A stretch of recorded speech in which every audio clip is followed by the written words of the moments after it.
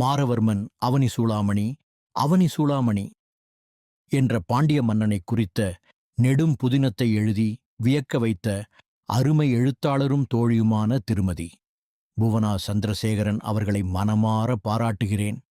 காரணம் என்னவெனில், இப்புதினத்தை படிப்பதற்கு முன்னர் அவனி சூளாமணி என்ற பாண்டிய மன்னனை குறித்த விவரங்களை கூகுளில் தேடினேன். அதில் மாரவர்மன் அவனி சூளாமணி என்ற பாண்டிய மன்னன் கிபி 600 முதல் கிபி 625 வரை பாண்டிய நாட்டை ஆட்சி புரிந்தான் என்றும், இவனது தந்தையின் பெயர் பாண்டியன் கடுங்கோன் என்றும் குறிப்பிடப்பட்டிருந்தது. அத்துடன் இவன் பாண்டிய நாட்டை ஆண்ட காலத்தில் பல்லவ நாட்டை சிம்ம விஷ்ணு என்ற பல்லவ மன்னன் ஆட்சி செய்தான் என்றும், சிம்ம விஷ்ணு பாண்டிய நாட்டின் மீது படையெடுத்தான் என்றும் குறிப்பிடப்பட்டிருந்தது. பாண்டியனுக்கும் பல்லவனுக்கும் இடையில் நடந்த போரில் வென்றவர் யார் என்ற குறிப்பு கூட குறிப்பிடப்படவில்லை. இந்த தரவுகளை வைத்து இத்தனை பெரிய நெடும் நாவலை எழுத முடியும் என்றால் அவருடைய கற்பனை திறனை பாராட்டாமல் இருக்க முடியுமா? படிக்க படிக்க வியப்பாக இருந்தது. குறைந்த குறிப்புகளை வைத்துக்கொண்டு நெடுநாவல்களை பாகம் பாகமாக எழுதுவதில் வல்லவர் வரலாற்று நாவலாசிரியர் மறைந்த சாண்டில்யன் அவர்கள் என்பதை யாரும் மறுக்க முடியாது. அவரைப் போன்று திருமதி புவனா சந்திரசேகரன் அவர்களும் கதையை சிறப்பாக புனைந்துள்ளார் என்பதில் ஐயமில்லை.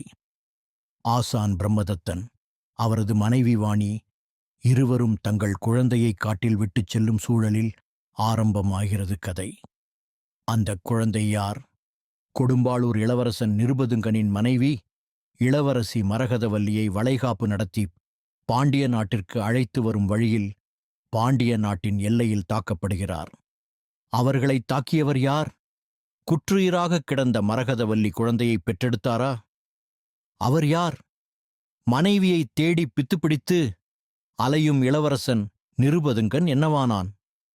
பல்லவ மன்னன் சிம்ம விஷ்ணு எதற்காக பாண்டிய நாட்டின் மீது படையெடுத்து வந்தான்? போரில் பல்லவன் வெற்றியடைந்தானா? இது போன்ற பல கேள்விகளுக்கு விடையை கதையை படித்துத் தெரிந்து கொள்ளுங்கள். கதைக்குள் இயக்கியம்மன், நீலியம்மன், பேச்சியம்மன், அஷ்டகாளியம்மன் போன்ற இறைவிகளின் கதைகளுடன் வேலன் வெறியாட்டம், சிலம்பாட்டம் போன்ற கலைகளை குறித்தும் சிறப்பாக எடுத்துரைத்துள்ளார் கதாசிரியர். எழுத்தாளர் திருமதி புவனா சந்திரசேகரன் அவர்கள் பாண்டிய மன்னர்களை குறித்த வரலாற்று நாவல்களை தொடர்ந்து எழுதிக் கொண்டிருக்கிறார். அவருக்கு வாழ்த்துகள். இப்புதினத்தை படிப்பதற்கு முன்னர் இவர் எழுதி வெளிவந்துள்ள கதிர்வேல் தென்னன் கடுங்கோன் என்ற நாவலை படித்துவிட்டு படித்தால் கதைக்களம் நன்றாக விளங்கும் என்பது என்னுடைய கருத்து.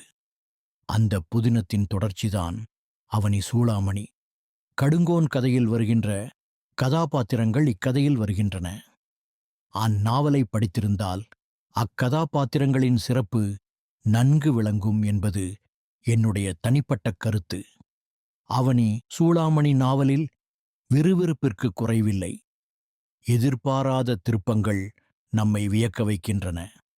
அடுத்து என்ன என்ற ஆவலை தூண்டும் வகையில் சிறப்பாக எழுதியுள்ளார் தோழி புவனா சந்திரசேகரன். இந்நாவல் வாசகர்களை மகிழ்விக்கும் என்பதில் எந்தவித மாற்றுக் கருத்தும் இல்லை. இந்நாவல் வெற்றி பெற மனம் நிறைந்த வாழ்த்துக்களை தெரிவித்துக் கொள்கிறேன். நட்புடன், ஜெயக்குமார் சுந்தரம்.